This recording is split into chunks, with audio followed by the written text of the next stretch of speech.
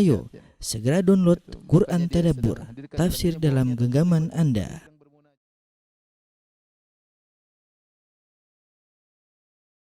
Bismillahirrahmanirrahim. Assalamualaikum warahmatullahi wabarakatuh. Alhamdulillahi ala ihsani wa syukru lahu ala taufiqihi wa amtinani. Asyhadu an la ilaha illallah wahdahu la syarika lahu ta'ziman li sya'ni wa asyhadu anna Muhammadan abduhu wa rasuluhu da'ila ridwani. Allahumma salli alaihi wa ala alihi wa ashabihi wa ikhwani. Para dokter yang dirahmati Allah Subhanahu wa taala, kita melanjutkan bahasan kita tentang tata cara salat, gerakan-gerakan salat. Kita sampai pada pembahasan masalah sujud ya. Sujud merupakan salah satu dari rukun salat ya. Bahkan dia adalah inti daripada salat yang menunjukkan ketundukan seorang hamba kepada Rabbul Alamin. Dialah kondisi yang sangat dicintai oleh Allah Subhanahu wa taala. Oleh karenanya Rasulullah SAW mengatakan, fa ammas sujud fa aktsiru fihi du'a fa qaminun ayustajaba lakum. Adapun ketika sujud maka perbanyaklah doa karena lebih mudah untuk dikabulkan doa kalian. Karena posisi sujud seorang meletakkan bagian tubuhnya yang termulia yaitu wajahnya, kemudian ditempelkan di tanah ya dengan penuh kerendahan sambil dia membaca subhana rabbiyal a'la wa bihamdi. Maha suci Allah yang maha tinggi ya, dia mengakui kerendahan dia disertai dengan mengakui keagungan dan ketinggian Rabbul Alamin. Dalam kondisi demikian maka doa sangat mudah dikabulkan karena Allah menjelaskan bahwasanya di antara hal yang membantu seorang doanya mudah dikabulkan yaitu pengakuan tentang kerendahannya dan disertai dengan pengakuan tentang keagungan Allah Subhanahu wa taala. Saat itulah doa mudah dikabulkan ya. Taib. Adapun tata cara sujud ya. Tadi sudah disebutkan bahwasanya sujud adalah rukun dan setiap rakaat kita ada 2 kali sujud ya. Sujud pertama, kemudian duduk di antara 2 sujud, kemudian sujud kedua. Adapun seorang ketika sujud hendaknya dia tumakninah. Dia tumakninah sebagaimana kata Nabi sallallahu alaihi wasallam, "Tsumma sujud hatta tatma'inna sajidan." Ya, kemudian hendaknya engkau sujud ketika Nabi mengajarkan orang yang salah salatnya, Nabi ajarkan kepada dia tentang tata cara salat, kata Nabi sallallahu alaihi wasallam, "Tsumma sujud hatta tatma'inna sajidan." Kemudian engkau sujud sampai tumakninah. Sampai tumakninah maksudnya sujud benar-benar sampai tenang, minimal kemudian membaca subhana rabbiyal a'la wa bihamdi sekali ya. Subhana rabbiyal a'la wa bihamdihi sekali ya. Itu sudah tumakninah. Jadi tenang dulu sampai pada posisi sujud, kemudian tenang sebentar, cukup untuk membaca subhana rabbiyal a'la wa bihamdihi sekali. Kalau dia sudah membaca subhana rabbiyal a'la wa bihamdihi sekali, berarti dia sudah mendapatkan tumakninah. Kemudian dia tambah dengan bacaan kedua, dia ulang 3 kali, terserah ya. Kemudian anggota tubuh ketika sujud ada 7. Kata Nabi sallallahu alaihi wasallam dalam hadis Ibnu Abbas, "Umirtu an asjuda ala sab'ati a'dham." Aku diperintahkan untuk sujud di atas 7 tulang. Alal jabhah, yang pertama jabhah, wa asyara bi yadihi ila anfihi. Rasulullah SAW memberi isyarat kepada hidungnya. Maksudnya dahi dan hidung dihitung 1. Dahi dan hidung dihitung 1. Jadi ketika sujud dahi menempel pada tanah, demikian hidung juga menempel pada tanah. Ini yang pertama, tulang yang pertama. Yang kedua, wal yadaini, 2 tulang. 1, 2 ya. Kemudian jadi 2 dan 3 ya. War rukbataini, 2 lutut yaitu 4 dan 5. Wa atrafil qadamain dan jari-jari kaki ya. Ini 6 dan 7. Jadi totalnya ada 7 tulang yang kita diperintahkan untuk sujud di atasnya. 1 dahi dan hidung. Yang kedua telapak tangan, yang ketiga dan yang keempat dan 5 adalah kedua lutut, yang keenam ketujuh adalah jari-jari kaki ketika kita sedang sujud. Dari sini para ulama berselisih tentang bagaimana orang yang sujud yang tidak menempelkan hidungnya di tanah. Ada 2 pendapat secara umum, ada yang mengatakan hukumnya adalah sah dan ada yang mengatakan sujudnya tidak sah ya. Karena yang mengatakan sah mereka kembali kepada bahasa, secara bahasa namanya sujud adalah meletakkan dahi di tanah. Jika seorang sudah meletakkan dahi di tanah, maka dia dikatakan telah sujud meskipun hidungnya tidak nempel di tanah. Dan pendapat yang lebih hati-hati bahwasanya seorang sujud hendaknya hidungnya ditempel di tanah. Kalau dia sengaja meninggalkannya berarti sujudnya tidak sah. Sujudnya tidak sah. Sebagaimana kalau seorang sujud misalnya tanpa meletakkan tangan, dia sujud kemudian cuma tangannya tidak dia letakkan di atas lantai, dia cuma kepala saja, secara bahasa dikatakan sujud. Secara bahasa dikatakan sujud, tapi ini bukan sujud yang syar'i yang diinginkan oleh Nabi. Nabi menginginkan sujud di atas 7 tulang. Ya, 7 tulang tersebut Nabi isyaratkan, yaitu dahi dan hidung dianggap satu. Dianggap satu. Ya, kalau secara bahasa saja mereka mengatakan, bukankah secara bahasa kalau kita sujud tanpa nempelkan hidung dikatakan sujud? Kita bilang, iya benar. Demikian juga secara bahasa kalau Anda sujud tanpa menempelkan kedua tangan di lantai, ada sujud begini dikatakan juga sujud. Tapi itu sujud yang tidak sesuai dengan yang diperintahkan oleh Nabi. Dari situ lebih hati-hati adalah sujud dengan menempelkan hidung. Nah, saya ingatkan kepada sebagian kawan-kawan yang mungkin memakai kacamata, ya, kalau kebetulan hidungnya mancung tidak jadi masalah, dia bisa sujud tanpa harus melepaskan kacamata. Tapi kalau hidungnya pas-pasan, maka hendaknya dia bawa kacamata agar dia lebih khusyuk ketika dia sujud sehingga nempel antara jidatnya dengan hidungnya. Ya, ini sekedar saran saja ya. Sekedar saran. Baik, ini pendapat yang lain mengatakan bahwasanya salah satunya sudah cukup hidung tanpa dahi juga oke, dahi tanpa hidung adalah juga oke. Namun yang lebih hati-hati adalah kita sujud dengan menempelkan dahi dan hidung ya.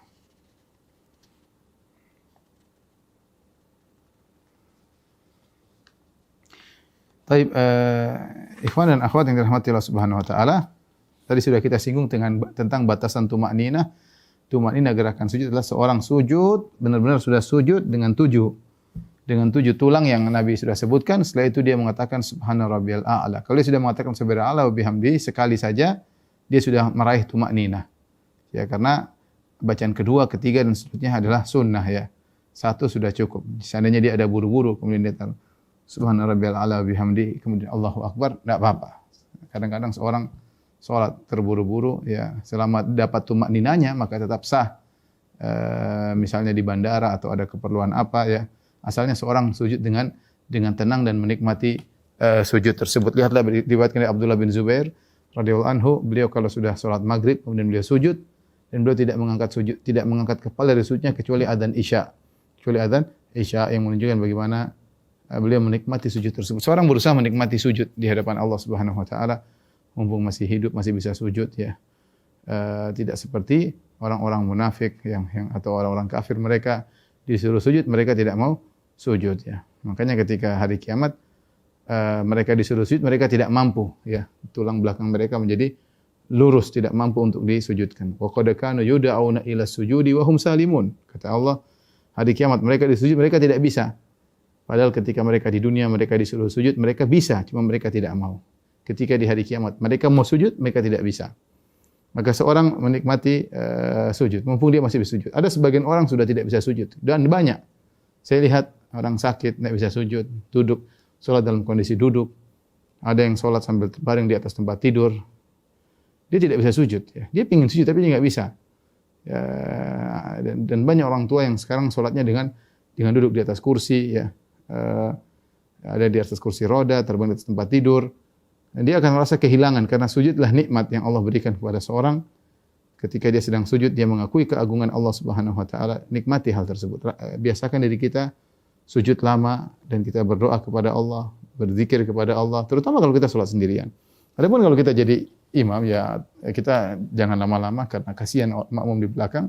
Dan kalau kita jadi makmum kita tidak boleh sujud lama-lama, harus mengikuti gerakan imam.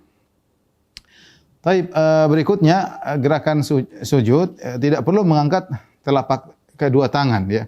Jadi sudah kita punya kaidah, sudah pernah kita sampaikan, tidak ada gerakan angkat tangan ketika takbir yang berkaitan dengan sujud. Apakah sebelum sujud atau setelah sujud? Tidak perlu angkat tangan. Makanya dari rakaat pertama menuju ke sujud tidak perlu Allahu Akbar. Enggak perlu, langsung aja turun Allahu Akbar.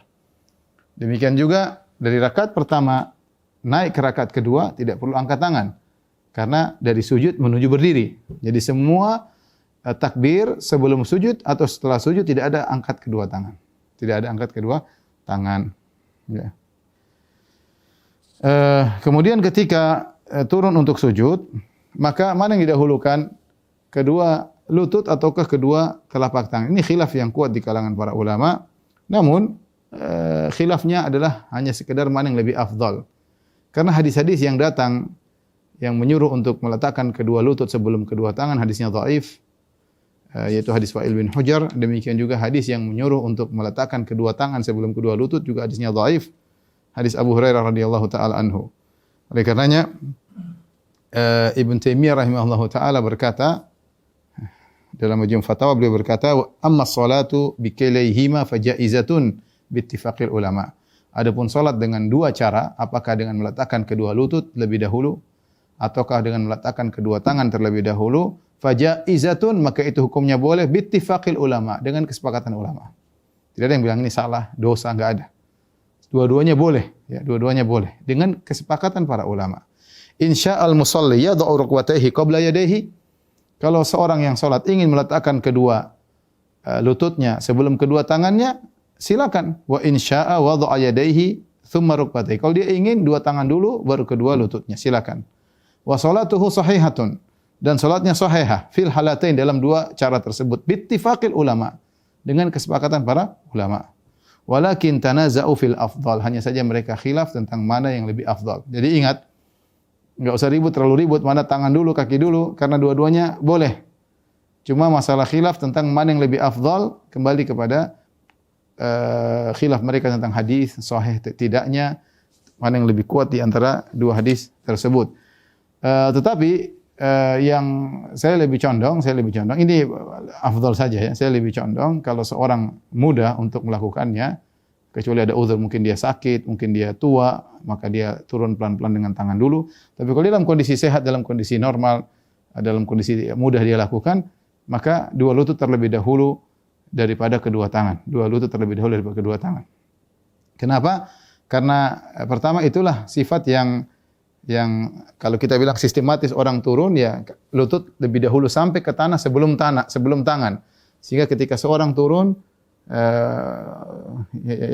yang baik tentunya lutut dulu, karena lutut lebih dekat dengan tanah baru kemudian kedua tangan. Dan ini disebut oleh para ulama.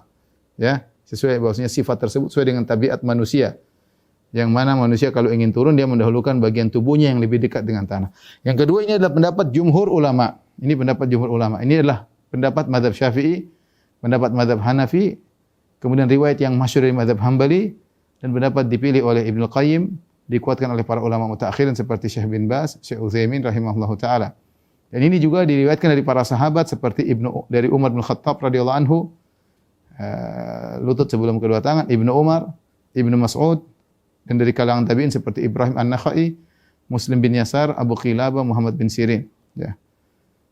Bahkan Ibrahim An-Nakhai punya perkataan yang agak keras. Dia mengatakan, ditanya tentang orang yang meletakkan kedua tangan sebelum kedua lutut, maka dia berjawab, itu hanya orang dungu yang melakukannya. Tapi kita tidak mengambil perkataan dia ya. Oleh karenanya, Al-Imam Tirmidzi setelah menyampaikan dua pendapat ini tentang dua lutut atau dua tangan, beliau berkata, wal amal alaihi inda aktsari ahli ilmi yarawna an yad'a ar-rajulu rukbatayhi qabla yadayhi. Dan amal yang dan hadis inilah ya, hadis ini yang dilakukan oleh mayoritas ulama, aktsari ahli ilmi. Mereka memandang bahwasanya seorang ketika salat, ketika mau sujud, dia meletakkan kedua lututnya sebelum kedua tangannya. Ini pendapat mayoritas ulama. Dan sampai kalau Khattabi juga, beliau berkata, fa dhahaba aktsarul ulama ila wad'i rukbataini qabla yadayn. Mayoritas ulama mengatakan mendahulukan kedua lutut sebelum kedua tangan. Wa hadza arfaqu bil musalli, ini lebih mudah bagi orang salat, wa ahsanu fi syakli, dan lebih bagus kelihatannya, wa fi ra'yil ain, dan dilihat lebih enak. Dilihat lebih enak. Ini hanya sekedar mana lebih afdal. Seandainya ada seorang dua tangan terlebih daripada dua lutut boleh. Seandainya ada orang melakukan variasi, terkadang dia lutut dulu baru kemudian terkadang dia tangan, tidak jadi masalah. Tidak jadi masalah. Karena hadisnya yang dua-duanya yang melarang kedua lutut atau melarang kedua tangan, hadisnya dua-duanya dhaif. Hadisnya dua-duanya dhaif. Saya jelaskan tentang Sanad-sanadnya bisa dilihat dalam buku bekal salat, tentu tidak saya akan jelaskan di sini ya.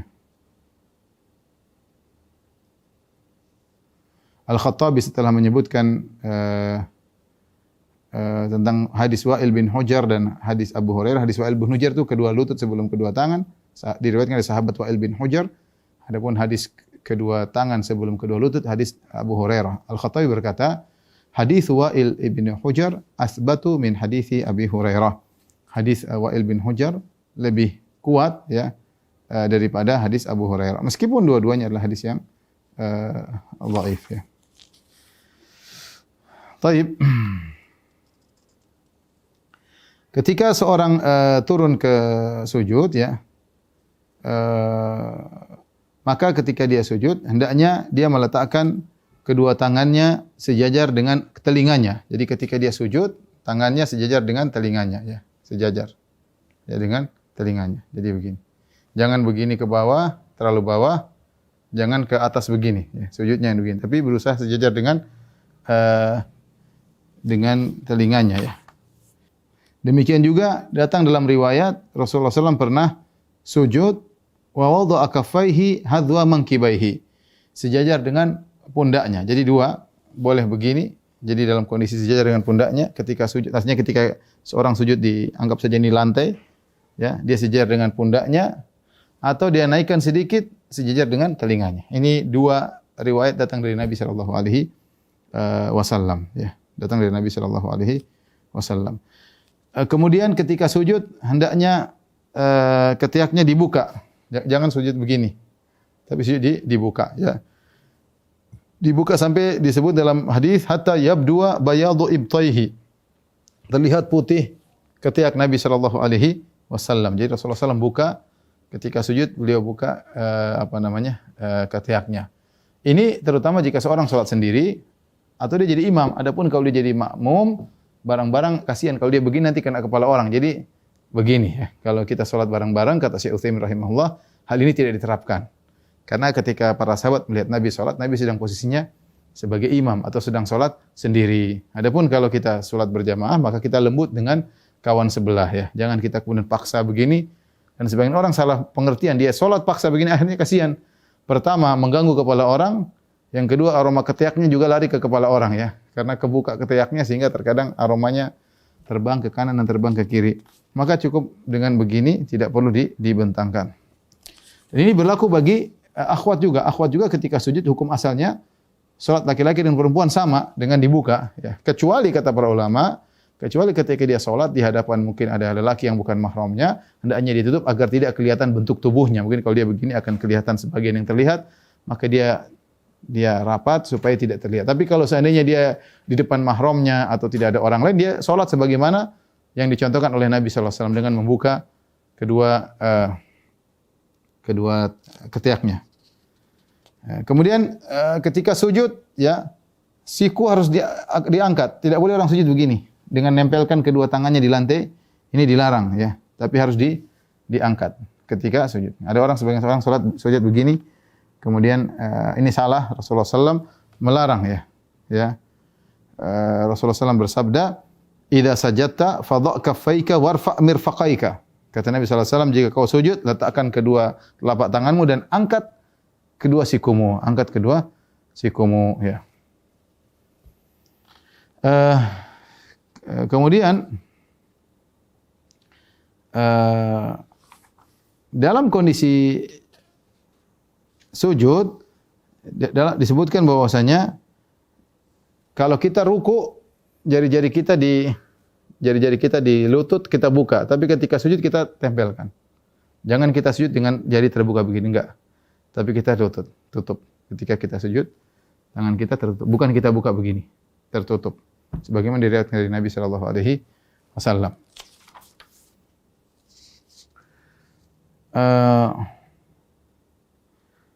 Demikian juga meskipun memang kita berusaha untuk sujud dengan mengangkat kedua tangan, tapi dalam kondisi misalnya kita letih, dengan kita letih sulit, terutama misalnya kita sholat di Masjid Nabawi, Masjidil Haram ketika Qiyamul Lail, para imam sujudnya lama.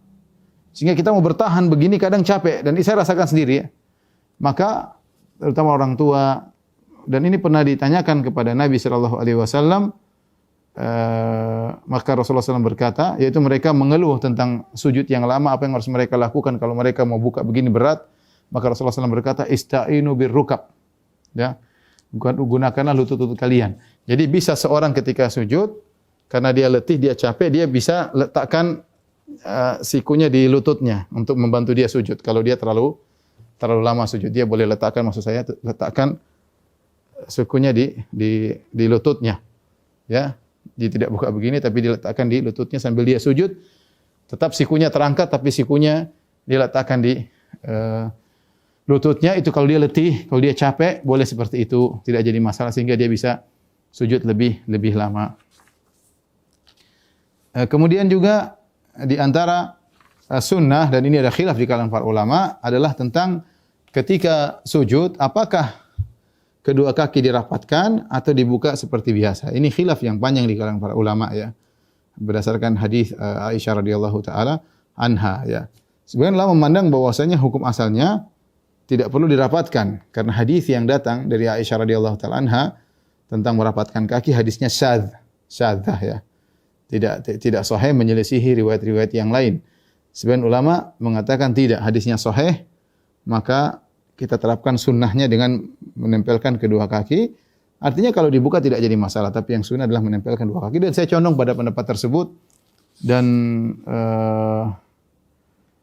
pendapat ini dipilih oleh sebagian ulama dari mutaqaddimin dan mutaakhirin. Memang ada khilaf ya. Pendapat ulama mutaqaddimin seperti Ibnu Khuzaimah dari mazhab Syafi'i, ya, beliau menulis dalam bukunya dalam Sahih Ibnu Khuzaimah bab dhammil aqibaini fi sujud. Bab tentang menempelkan dua tumit ketika sujud. Ini pendapat dari Ibnu Khuzaimah dari mazhab Syafi'i. Kemudian ini juga pendapat dari Ibn Tamim Al-Harrani yang wafat pada tahun 675 Hijriah dari mazhab Hambali. Dia berkata, wa yustahabbu idza sajada. Kata dia disunahkan jika sujud. Kemudian dia sebutkan wa yajma'u aqibaihi, dia mengumpulkan kedua tumitnya. Dan ini juga pendapat dari Syekh Albani rahimahullahu taala, dari ulama kontemporer. Dan juga dipilih oleh Syekh Utsaimin rahimahullah dalam kitabnya Syarhul Mumti'. Ya. Beliau berkata, walakin alladhi yadhhar minas sunnah. Ini Syekh Utsaimin karena dia tahu ada khilaf, dia mengatakan yang nampak, artinya tidak memastikan. Yang nampak dari sunnah, annal qadamaini takunani marsusataini, yakni yarusul qadamaini ba'dahuma bi ba'd. Kata beliau yang nampak ditempelkan. Karena ada hadis memang jelas masalah, cuma hadisnya diperselisihkan dhaif atau sahih, dhaif atau sahih ya. Hadisnya adalah hadis Aisyah radhiyallahu taala anha ya. Dia berkata, dia bangun di malam hari, faqattu Rasulullah sallallahu alaihi wasallam wa kana ma'i ala firashi. Aku kehilangan Nabi ketika di malam hari, padahal Nabi tadi tidur bersamaku. Fa wajadtuhu sajidan, dan aku dapati Rasulullah sedang sujud, rasan aqibaihi, menempelkan kedua tumitnya, mustaqbilan bi atrafi asabi'il qiblat. Rasulullah dengan ujung-ujung jarinya menghadap kiblat. Jadi begini nempel, ya. Ini hadis diperselisihkan tadi oleh para ulama, sebagian mendhaifkan, sebagian mensahihkan. Sahihkan di antara Ibnu Khuzaimah, Ibnu Hibban, Al-Hakim dan Syekh Albani rahimahullah taala juga mensahihkan hadis ini ya.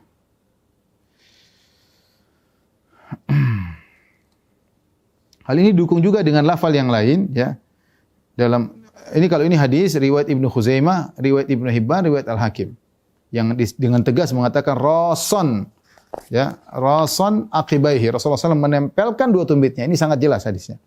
Tapi hadis ini tadi saya katakan datang dalam satu riwayat ya dari Sa'id bin Abi Maryam, Yahya bin Ayyub, Umarah bin Ghaziyah dan Abu Nasr dari Urwah bin Zubair. Cuma riwayat ini saja yang menyebutkan hal tersebut. Ya, ini saya sebutkan dalam pohon sanad di kitab bekal salat. Tetapi datang dalam riwayat lain dalam Sahih Muslim, meskipun tidak tegas tapi mengisyaratkan, Aisyah berkata, "Faltamastuhu, aku pun malam hari aku kebangun, aku cari Nabi sallallahu alaihi wasallam. Fa waqa'at yadi, maka tanganku menyentuh ala batni qadamaihi. Tanganku menyentuh telapak kaki kedua kaki Nabi sallallahu alaihi wasallam wa huwa fil masjid wa huma mansubatani. Ya, tanganku menyentuh kedua telapak kaki beliau dan beliau sedang sujud, ya, di tempat salat sementara kedua kaki beliau tegak, dalam posisi tegak. Di sini Aisyah mengatakan tanganku memegang kedua telapaknya. Aisyah menggunakan kata mufrad, tanganku. Dia tidak mengatakan kedua tanganku menyentuh kedua kaki Nabi. Dia mengatakan dalam Sahih Muslim, tanganku menyentuh kedua telapak kaki Nabi. Berarti telapak kaki Nabi lagi dempet. Seandainya terpisah, maka dia akan mengatakan tanganku menyentuh salah satu telapak kaki Nabi. Tapi di sini satu tanganku menyentuh kedua telapak kaki Nabi, berarti telapak kaki Nabi sedang nempel. Intinya ini masalah khilafiyah ya. Saya bahas panjang tentang sanadnya, nanti bisa dilihat di buku bekal salat. Dan saya lebih memilih bahwasanya seorang salat disunahkan untuk menempelkan kedua kaki. Kedua kaki hukumnya sunnah. Itu lebih menutup bagi laki-laki, bagi wanita. Kadang-kadang, ini saya lihat kenyataan, kadang-kadang seorang ketika buka dia pakai sarung, kadang-kadang sarungnya tertiup angin, bisa terlihat apa yang terlihat ya. Tapi kalau dia nempelkan kakinya lebih tertutup. Tapi ala kulli hal ini masalah khilaf di kalangan para ulama. Yang membuka kakinya silakan, yang menempelkan juga silakan, semuanya ada salafnya. Semuanya ada ya salafnya. Tapi sekarang kita praktekkan tentang tata cara sujud secara sederhana ya. Ya. Baik. Jadi ketika kita sudah sami Allahu liman hamidah kan? Sami Allahu liman hamidah, Rabbana lakal hamd, kita baca doa i'tidal. Setelah kita mau sujud, Allahu akbar, ingat, tidak perlu angkat tangan. Tidak perlu angkat tangan. Karena kita mau sujud, jadi tidak perlu angkat tangan. Kita tinggal Allahu akbar. Nah, jumhur ulama mengatakan kedua lutut terlebih dahulu, begini. Baru kemudian begini. Ya, ini pendapat mayoritas ulama, ya. Boleh. Cara kedua yaitu dengan kedua tangan terlebih dahulu, baru kemudian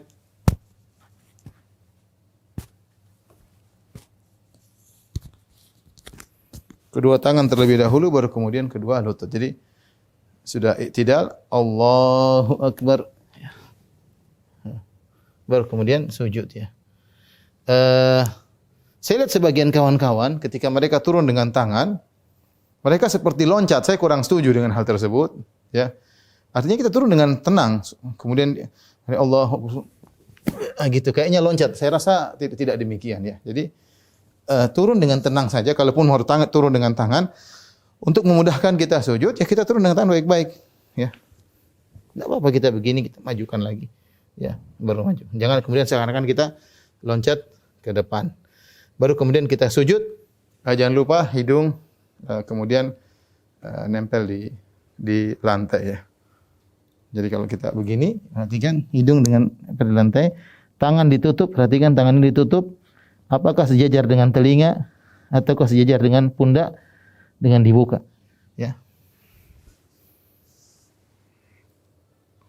Baik. Adapun bacaannya banyak.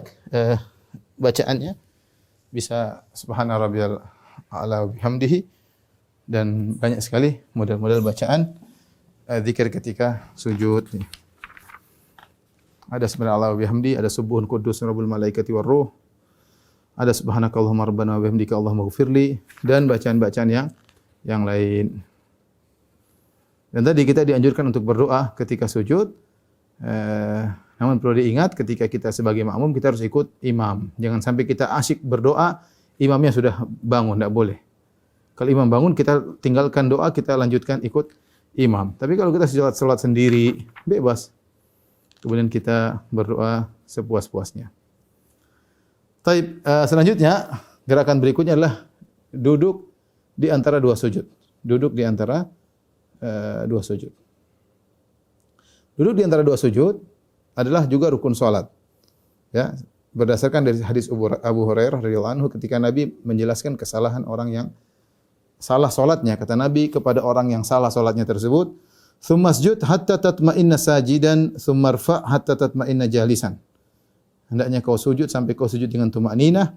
Tsumma rfa', kemudian kau bangkit dari sujud sampai kau duduk dengan tumakninah, sampai kau duduk dengan tumakninah. Duduk dengan tumakninah di antara dua sujud adalah rukun salat. Tsumma sujud, kemudian sujud lagi hatta tatma'inna sajdah. Kemudian sujud lagi sampai kau tumakninah dalam sujudmu. Nah, situ Nabi menyebutkan duduk di antara dua sujud.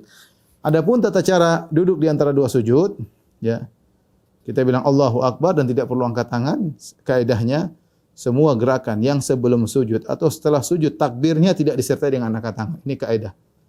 Karena kita bangun dari sujud, mau duduk di antara dua sujud, tidak perlu kita sambil angkat tangan. Kita cukup bilang Allahu Akbar kemudian duduk.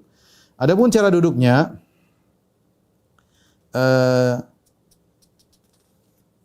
kebanyakan sahabat meriwayatkan dengan duduk iftirash.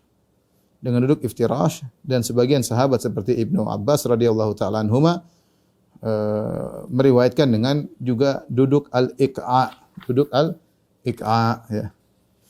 Apa bedanya duduk iftirash? Perhatikan di sini.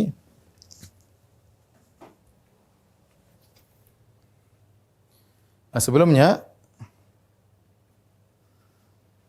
sebelumnya duduk. Jadi kalau kita habis sujud kita bangun Allahu Akbar, nanti tangan kita begini, ya, atau boleh turun sedikit boleh, ya, begini boleh, di paha boleh, dalam sebagian riwayat paha dan lutut boleh begini dua-duanya. Silakan begini boleh, ya. Adapun duduknya ada dua cara yang sering diriwayatkan dari Nabi dengan duduk iftirash, yaitu dengan seperti ini, duduk di atas kaki kiri kemudian kaki kanan ditegakkan seperti ini, namanya duduk iftirash yang biasa kita lakukan. Ini yang paling sering Nabi lakukan. Ibnu Abbas pernah meriwayatkan dengan duduk al-iqa', ini juga sunnah, tapi jarang-jarang, bukan sering. Seperti ini duduknya. Jadi ininya ditegakkan, ya, bukan begini, ya, ini salah. Kecuali kalau orang lagi sakit, ini namanya dihamparkan, tidak. Tapi ditegakkan kedua lututnya, kedua kakinya. Setelah ditegakkan, duduk di atas dua tumit seperti ini. Namanya duduk iqa'. Ini cuma duduk di antara dua sujud. Bukan duduk ketika tasyahud. Ini duduk di antara dua sujud, boleh seperti ini. Sesekali kita lakukan, oke.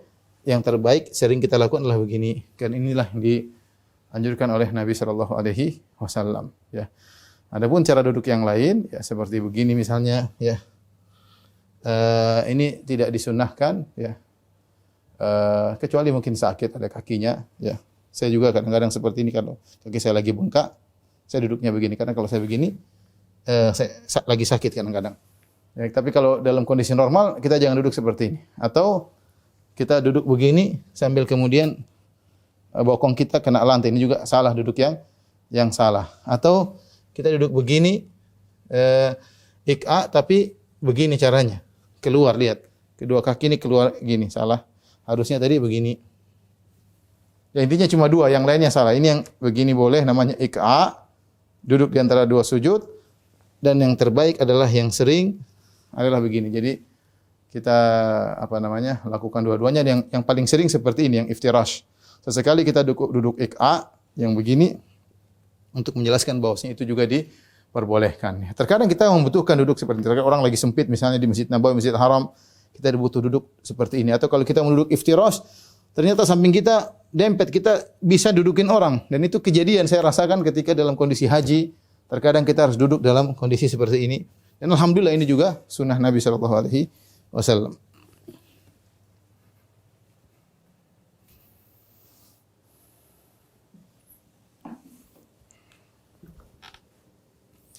Tawus berkata kepada Ibnu Abbas tentang duduk iqa', kenapa duduk begitu? Kata Ibnu Abbas, hiya sunnah, ini sunnah. Fa qulna lahu inna lanarahu jafa'an. Kami lihat cara duduk seperti itu seperti duduk yang tidak pantas atau kurang sopan, kaku, jafa, namanya kaku. Jafa'an birrajul, kayaknya kaku, duduk kayak begitu. Maka Ibnu Abbas berkata, bal hiya sunnatu nabiyyika sallallahu alaihi wasallam. Mau dibilang kaku, mau dibilang enggak sopan, ini sunnah Nabi Muhammad sallallahu alaihi wasallam. Tadi sudah kita jelaskan bahwasanya posisi kedua tangan ketika duduk di antara dua sujud di paha atau sebagian di paha dan sebagiannya di lutut, dua-duanya diperbolehkan.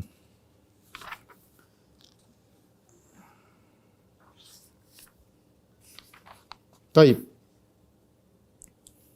Berikutnya adapun bacaan ketika duduk di antara dua sujud, ya, boleh kita ulang-ulang Rabbi ghufirli, Rabbi ghufirli, Rabbi ghufirli, Rabbi ghufirli. Doa yang diajarkan Nabi juga Rabbi ghufirli warhamni wajburni warzuqni warfa'ni. Boleh ya. Allahumma ghufirli warhamni wajburni wahdini warzuqni. Doa-doanya seputar itu. Allahumma ghufirli. Sambil kita hayati, sambil kita nikmati. Ini saatnya kita berdoa di sisi Allah. Allahumma ghufirli. Kita dalam kondisi salat, ya. Semua doa yang kita ucapkan dalam kondisi salat lebih mudah dikabulkan. Masalahnya kita lalai ketika berdoa. Makanya Ibnu Taimiyah mengatakan, mana lebih afdal berdoa ketika sebelum salam atau setelah salam? Nabi menganjurkannya sebelum salam. Karena ketika seorang sedang salat, dia sedang connecting dengan Allah Subhanahu wa taala. Kondisinya lagi kondisi yang terbaik. Dalam kondisi sujud, dalam dia berdoa ketika sedang sujud, dia berdoa ketika tasyahud akhir sebelum salam. Karena dia belum keluar dari salat. Di antaranya dia berdoa ketika sedang duduk di antara dua sujud. Rabbi ghufirli, Rabbi ghufirli, Rabbi ghufirli. Cuma ada khilaf di kalangan para ulama, bolehkah seorang berdoa selain Rabbi ghufirli, selain doa yang datang? Artinya seorang duduk di antara sujud dia berdoa Rabbi ghufirli wali walidayya warhamhuma kama rabbayani shaghira. Boleh atau tidak? Sebenarnya mengatakan boleh, karena ini waktunya untuk berdoa. Seorang berdoa yang datang dari Nabi dan berdoa dengan selainnya, ya. Tapi lebih hati-hati kita cukupkan dengan apa yang diajarkan oleh Nabi. Kita ulang-ulang Rabbi ghufirli, Rabbi ghufirli, Rabbi ghufirli, Rabbi ghufirli atau Rabbi ghufirli warhamni wajburni warfa'ni warzuqni wa'afini wahdini wa'fu anni. Kita baca, enggak ada masalah, ya. Itu lebih hati-hati. Sebenarnya mengatakan boleh kita baca yang lain, Rabbi ghufirli wal walidayya, boleh aja. Tapi lebih hati-hati kita baca yang sesuai dengan yang diajarkan oleh Nabi sallallahu alaihi wasallam. Taib, ketika seorang bangkit setelah sujud, kemudian duduk di antara dua sujud, kemudian sujud lagi, kemudian sekarang dia hendak bangkit menuju rakaat kedua. Apakah disunahkan bagi dia untuk duduk istirahat ataukah tidak disunnahkan? Ya. Ini khilaf di kalangan para ulama. Ya. Khilaf di kalangan para ulama. Jadi begini. Perhatikan. Sekarang kita ingin bangkit dari sujud. Sekarang saya sedang sujud. Kemudian saya ingin bangkit dari sujud. Apakah saya langsung berdiri? Rakaat kedua. Allahu Akbar, langsung berdiri. Ini pendapat. Ataukah saya duduk istirahat. Jadi saya bangkit dari sujud. Allahu Akbar, saya duduk dulu. Baru kemudian saya duduk sebentar, ini namanya duduk istirahat. Jalsatul istirahah. Jadi setelah ketika saya sujud, saya mau bangun, saya tidak langsung berdiri. Tapi saya duduk dulu sebentar, baru saya kemudian berdiri. Ada khilaf di kalangan para ulama, duduk istirahat ini sunnah atau tidak? Sunnah atau Nabi pernah melakukannya. Nabi SAW pernah melakukannya. Cuma apakah Nabi melakukannya sebagai gerakan solat atau karena ada keperluan? Nabi sudah tua sehingga untuk bangkit langsung perlu istirahat sebentar. Makanya mereka menamakan dengan duduk istirahat. Seakan-akan ada keperluan. Seandainya Nabi tidak tua, mungkin Nabi tidak perlu duduk istirahat. Wallahu a'lam bishawab, saya lebih condong bahwasanya duduk tersebut adalah duduk yang sunnah, dianjurkan. Kenapa? Karena hukum asal gerakan-gerakan Nabi dalam salat adalah disyariatkan. Hukum asal gerakan-gerakan Nabi dalam salat adalah disyariatkan. Yang pendapat lain mengatakan tidak disunahkan. Kenapa tidak disunahkan? Karena tidak ada takbir khusus. Semua gerakan ada takbir. Ketika duduk sebentar itu bukan takbir. Takbirnya untuk berdiri ke atas. Duduk istirahat tersebut tanpa takbir. Berarti dia sebenarnya bukan gerakan salat. Ini pendapat sebagian ulama. Kita kan mau dari ruku, mau i'tidal, kita takbir. Dari i'tidal mau ke sujud, mau takbir. Dari sujud kepada duduk, dua terus sujud, takbir. Sujud lagi, takbir. Ketika kita bangkit mau berdiri, kita duduk sebentar, kita tidak takbir untuk duduk itu. Tapi kita takbir untuk berdirinya. Sehingga duduk ini digerakkan tanpa takbir. Tanpa ada takbir khusus, takbir perpindahan ke duduk istirahat. Ketika dia tidak punya duduk, ketika duduk tersebut tidak punya takbir khusus, menunjukkan dia adalah gerakan yang sebenarnya bukan gerakan salat. Ya, dia bukan gerakan salat, ya. Sehingga tidaklah Nabi melakukannya kecuali karena keperluan, Nabi sudah tua. Nah, bagi orang yang sudah tua silakan duduk istirahat, bagi yang tidak tua langsung berdiri saja. Tidak perlu duduk istirahat. Ini pendapat yang mengatakan bahwasanya Duduk tersebut bukan gerakan salat yang spesifik. Pertama, tidak ada takbirat intiqalnya, takbir khususnya. Kedua, tidak ada bacaannya. Semua gerakan ada bacaannya dalam salat. Berdiri, ruku, i'tidal, sujud, duduk di antara sujud, semuanya ada gerakannya. Ada bacaannya dan ada takbirnya. Kecuali ini tidak ada takbir khususnya, tidak ada bacaannya, menunjukkan ini gerakan sebenarnya tidak diinginkan dalam salat. Nabi duduk itu hanyalah sekedar karena beliau sudah tua. Ini pendapat yang mengatakan tidak dianjurkan. Namun saya lebih condong bahwa pendapat tersebut ya adalah pendapat yang lebih kuat, adalah disunnahkan. Artinya apa? Cara kita bangun dari sujud menuju ruku, di antaranya caranya rangkaiannya adalah dengan duduk istirahat. Sama seperti ketika kita mau sujud, kita rangkaiannya di antaranya meletakkan lutut dulu, meletakkan tangan. Ini rangkaian gerakan. Nah, rangkaian gerakan tersebut sunnah. Ya. Jadi kenapa? Karena hukum asal gerakan dalam salat adalah sunnah. Ini yang pertama. Hukum asal dalam gerakan salat adalah sunnah. Ya, Nabi melakukannya berarti sunnah. Adapun mentaklil mengatakan Nabi melakukannya karena sudah tua, karena kegemukan dan lain, mana dalilnya? Tidak ada nas dalam hal tersebut. Itu hanya persangkaan dari sebagian ulama, artinya tidak ada nas yang menunjukkan, kecuali sahabat mengatakan ketika Nabi sudah tua, ketika Nabi sudah gemuk, maka Nabi pun duduk istirahat. Kalau itu lain cerita, berarti ada ta'lil, ada illah, ada sebab kenapa Nabi duduk istirahat. Tatkala tidak disebutkan hal tersebut, Nabi yang penting duduk istirahat ketika sholat menunjukkan itu hukum asalnya adalah sunnah. Adapun kita mengatakan tidak sunnah gara-gara mencari ta'lil illah yang tidak jelas, tidak tegas, maka kurang tepat. Maka saya lebih condong bahwasanya Nabi SAW disunnahkan kita ingin bangkit dengan duduk terlebih dahulu. Sebagaimana hadis dalam hadis Malik bin Huwairits, ya.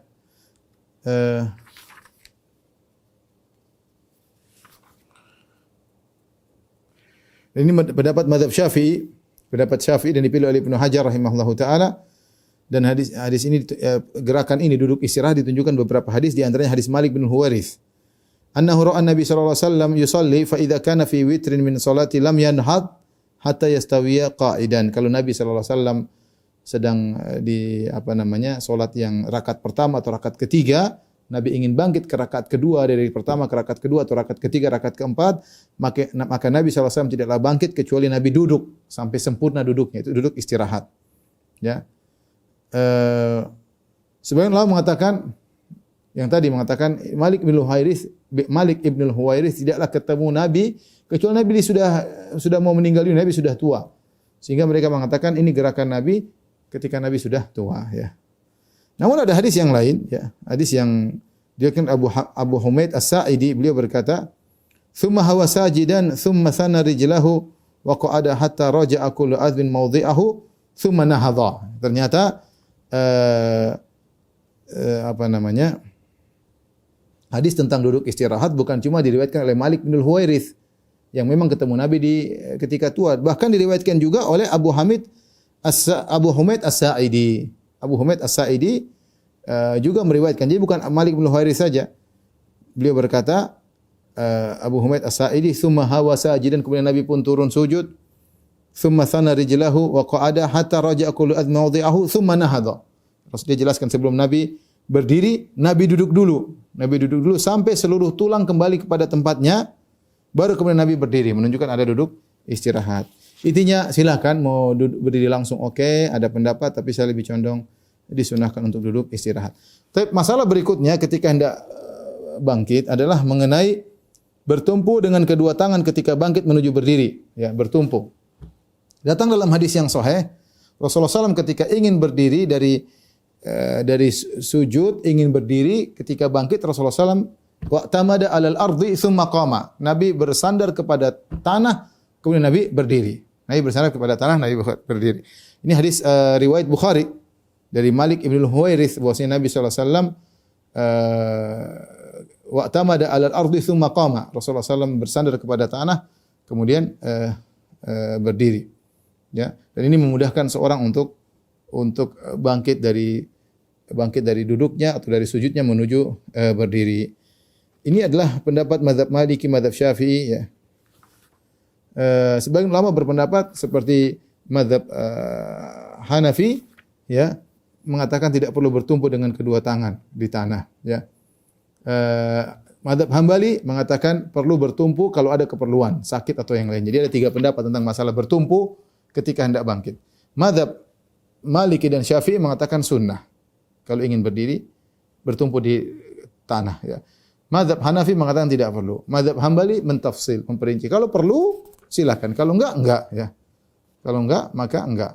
Namun yang lebih rajih alam bisawab disunahkan karena hukum asal, saya katakan hukum asal gerakan Nabi adalah sunnah. Sebagaimana kita bicara tentang duduk istirahat. Hukum asal gerakan Nabi adalah sunnah, ya. Dan Malik bin Al-Huwairis telah meriwayatkan Nabi ketika hendak bangkit, Nabi bertelekan ke tanah. Nah, yang jadi masalah, bagaimana cara bertelekan? Apakah dengan begini? Ataukah dengan begini? Ataukah dengan begini? Terserah, tidak ada hadis yang sahih tentang masalah itu. Ada hadis namanya hadisul ajin, ya. Yaitu seakan-akan Rasulullah sedang mengadon adonan, ya. Sebagaimana hadis Al-Azraq bin Qais, dia berkata, "Ra'aitu Abdullah ibnu Umar wa huwa ya'jinu fi shalat." Aku melihat Ibnu Umar sedang ya'jin, yaitu ya'jin sedang mengolah adonan, ya. Mungkin begini ketika mengolah adonan dipukul-pukulin, ya. Ya'tamidu ala yadayhi, kemudian dia bersandar kepada kedua tangannya. Ibnu Umar melakukannya.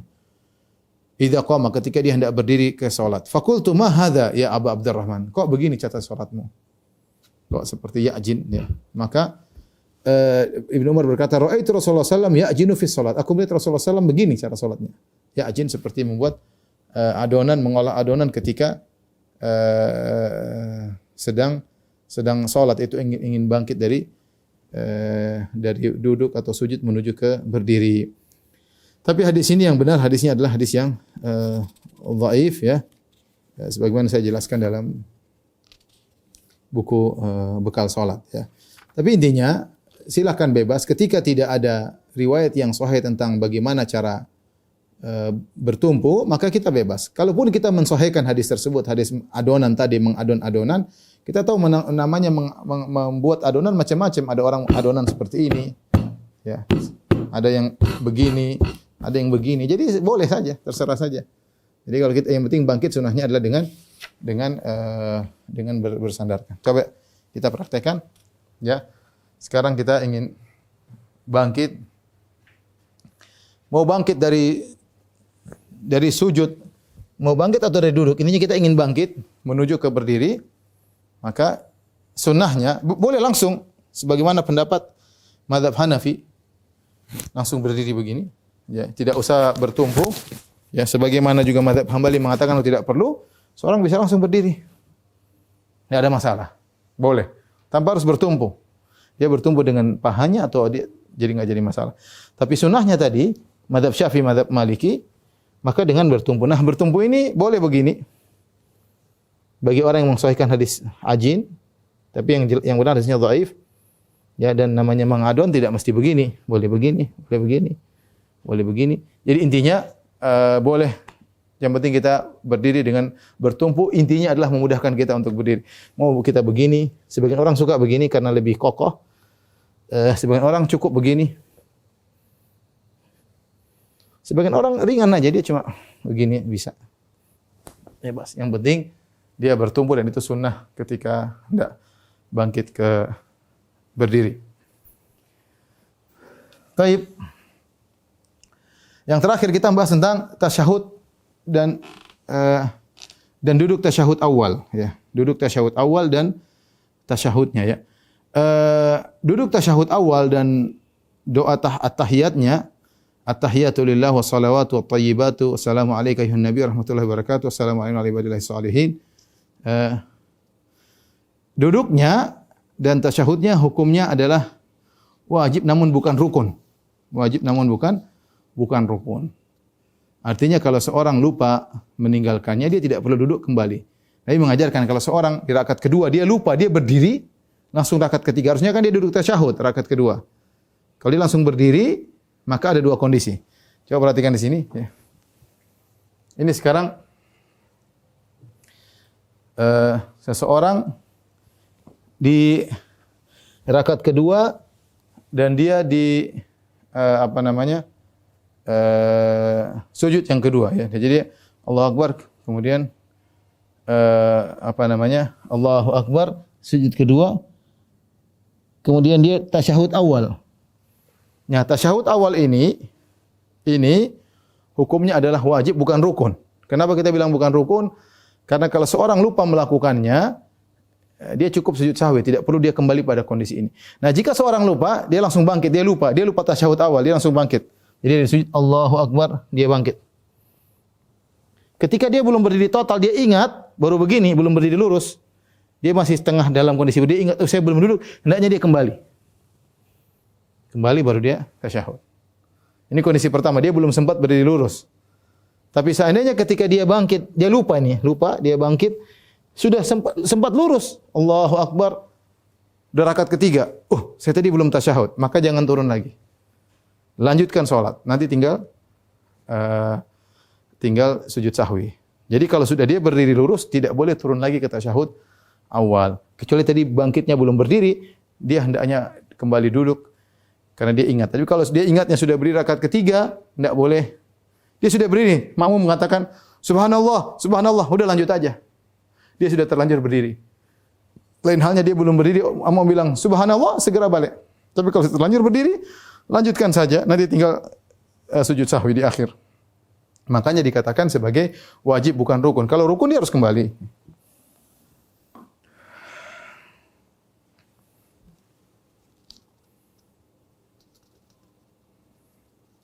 Dan Nabi pernah lupa dalam hadis Abdullah bin Buhainah. Nabi SAW salat bihimudz zuhur. Rasulullah SAW salat zuhur. Faqama fi rak'atainil ulayaini lam yajlis. Rasulullah SAW bangkit dari rakaat kedua, ketiga tidak duduk tasyahud.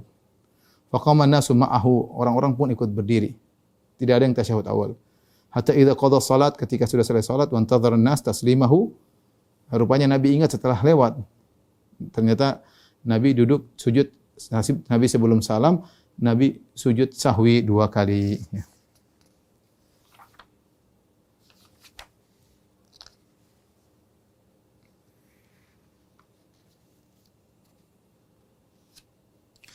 Taib, kita baca tahiyat. Ketika dengan begini caranya kita meletakkan di apa namanya? Di paha, kemudian memberi isyarat. Ya. Pandangan mata kita wa asyara bi usbuhi lati tali ibham ila al-qiblah rama bi basar ilahi. Kemudian sambil melihat kepada jari tersebut. Di hadis ini ada khilaf, cuma sebagian ulama mensahihkan hadis ini. Kita perhatikan tentang jari kita ketika kita sedang tasyahud ya. Nah, jadi pertanyaan, apakah jari-jarinya digerak atau tidak? Jari-jari digerak atau tidak ya.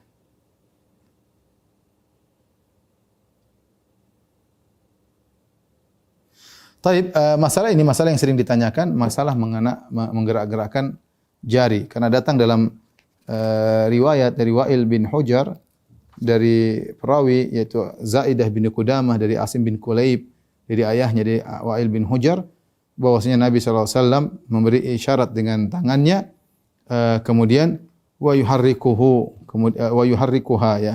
Kemudian Nabi SAW menggerak-gerakkannya, yuharrikuha. Asyara bisababatihi yuharrikuha. Nabi memberi isyarat dengan telunjuknya, Nabi menggerakkannya. Nah, masalah Nabi menggerakkan jari ini khilafnya panjang di kalangan para ulama. Hadisnya sahih atau dhaif. Ada khilaf tentang masalah riwayat tersebut. Saya sendiri lebih condong hadisnya dhaif. Saya kasih gambaran sederhana tentang hadis ini ya, tentang hadis-hadis tentang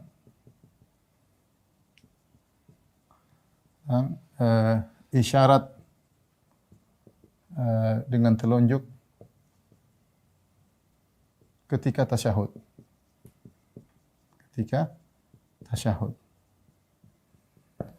Hadisnya datang dari beberapa sahabat ya.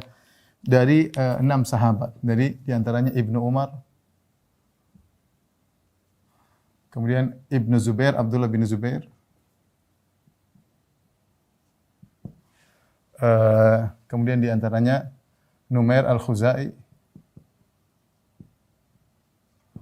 kemudian Abu Humaid As-Sa'idi,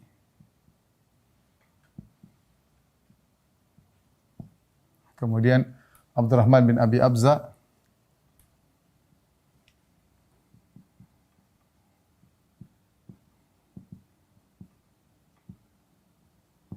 kemudian yang terakhir Wa'il bin Hujr. Ini semua sahabat yang meriwayatkan tentang bin Hujr. Taib. Ini ada, saya kasih nomor ya. 1, 2, 3, 4, 5, ada 6. 6 sahabat. Perhatikan, kelima sahabat ini semuanya datang dalam satu lafal. Wa asyara bis-sababah. Cuma lafalnya demikian. Nabi SAW memberi isyarat dengan telunjuknya. Nah, cuma begini, tanpa ada penjelasan, tanpa ada menggerakkannya ya. Perhatikan. Tanpa ada penjelasan menggerak-gerakkannya.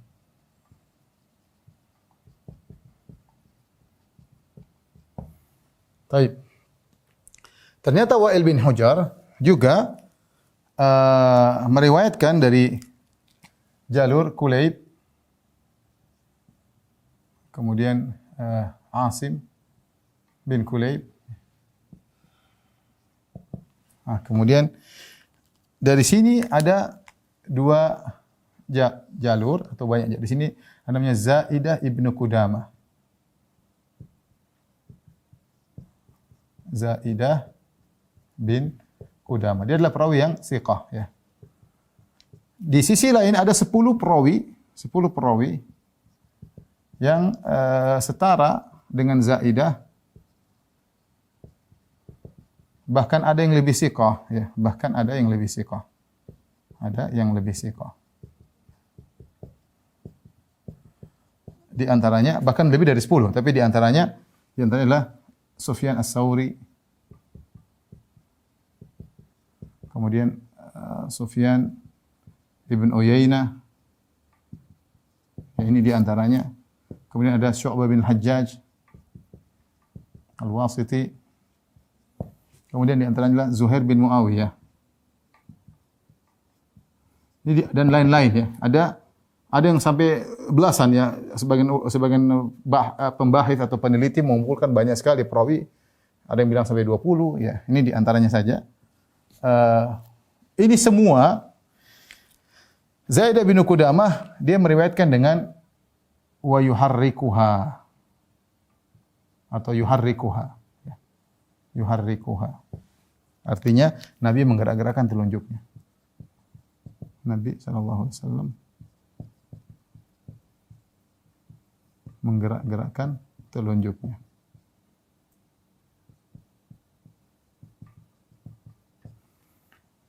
Sementara yang lain cuma sama seperti sana. Wa asyara bis-sababah.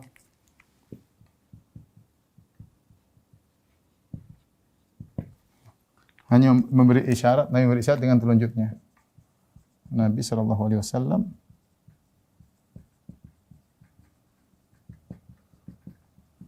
isyarat dengan telunjuknya. Baik. Di sini para ulama khilaf tentang status lafal ini. Statusnya bagaimana? Ini sahih atau syadz? Sahih atau menyimpang, menyelisih yang lainnya? Sementara Zaidah bin Qudamah adalah seorang perawi yang thiqah, bahkan disebutkan dia tidak mencatat kecuali didengar 3 kali. Tidak mencatat kecuali didengar tiga kali. Namun semua ulama mengetahui bahwasanya tidak ada yang meriwayatkan lafal harrikuha, Nabi menggerak-gerakkan telunjuknya kecuali Zaidah ibnu Qudamah. Dari sini timbullah khilaf di kalangan para ulama. Syekh Albani rahimahullah mensahihkan riwayat ini. Beliau mengatakan riwayatnya sahihah, apalagi Zaidah bin Qudamah adalah seorang perawi yang thiqah, tidak mencatat kecuali mendengar 3 kali, ya, artinya dia benar-benar tasabbut, tabayyun. Kemudian lafal ini menggerak-gerakkannya tidak bertentangan dengan memberi isyarat. Memberi isyarat maksudnya adalah dengan menggerak-gerakkannya. Memberi isyarat maksudnya adalah menggerak-gerakkannya. Sehingga lafal ini mengkhususkan lafal-lafal yang lain. Kalau kita bicara secara hukum fikih, benar bahwasanya lafal menggerak-gerakkannya tidak bertentangan dengan memberi isyarat. Memberi isyarat banyak macamnya.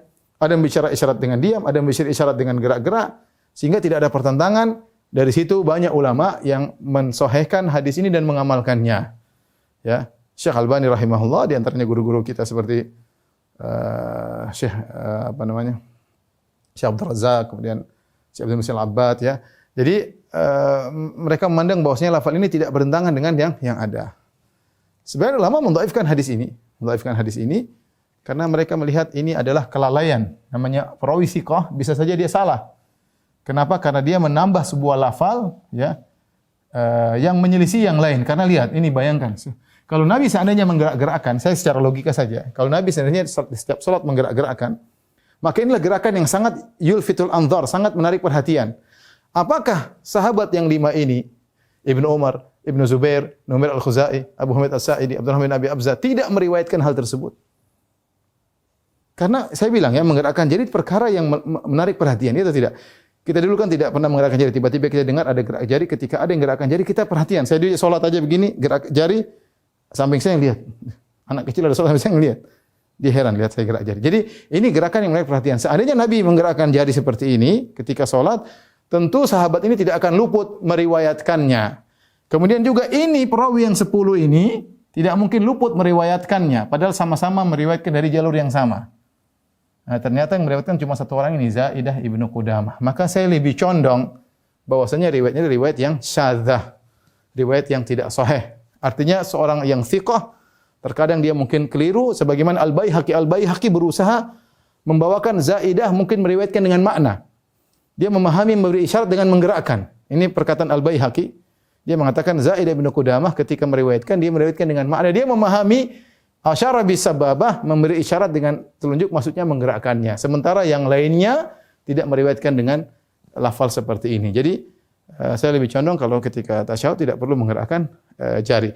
Dari sini ada beberapa pendapat, 5 pendapat saya sebutkan dalam buku bekal salat. Menghadapi fenomena ini, apa pendapat para ulama? Ada 5 pendapat. Ya, masalah fikih biasa, masalah khilaf. Ya. Pertama, disunahkan untuk menggerak-gerakkan. Disunahkan untuk menggerak-gerakkan. Ya, ini banyak ulama mengatakan demikian. Yang kedua, tidak disunahkan karena riwayat dari Zaidah bin Qudamah, an Asim bin Kulayb, an abihi, an Wa'il bin Hujar adalah riwayat yang syadzah, dhaif, tidak bisa dipakai.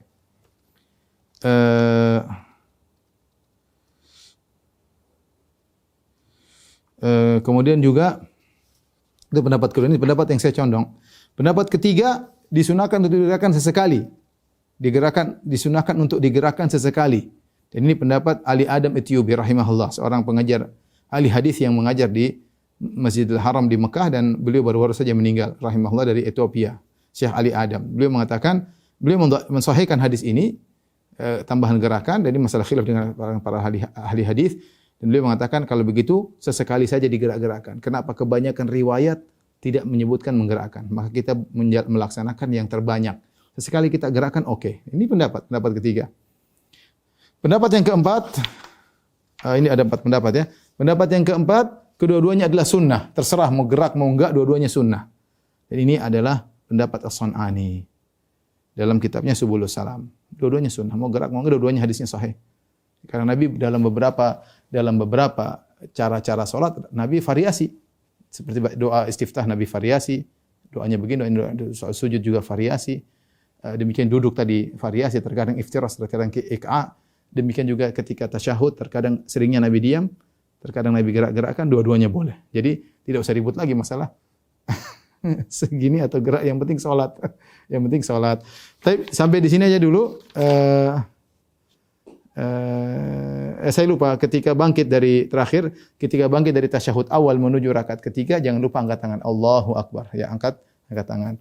Wallahu a'lam bishawab. Demikian saja kepada para dokter kajian kita. Insyaallah kita lanjutkan bulan depan dengan izin Allah Subhanahu wa taala. Kurang lebihnya saya mohon maaf. Wabillahi taufiq wal hidayah. Assalamualaikum warahmatullahi wabarakatuh.